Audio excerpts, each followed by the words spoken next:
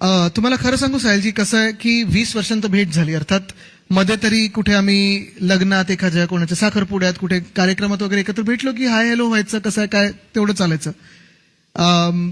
पण मंचावर दोघेही एकत्र येताना, दोन भाऊ एकत्र येताना किंवा दोन ताकदी एकत्र येताना एक वेगळा अनुभव होता.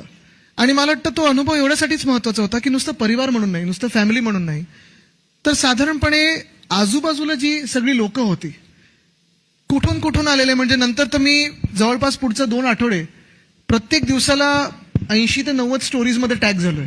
आणि त्या स्टोरीज त्या डोममधून इथून होत्या. आणि सकाळी मी जेव्हा फोन सुरू केलेला 6:30-7 पासूनच मला मेसेज यायला लागले होते की एंट्री द्या. त्या साईनाथ दुर्गे पण आलेत, त्यांना पण तसंच लोकांनी फोन करून त्यांचा फोन क्रॅश केलेला.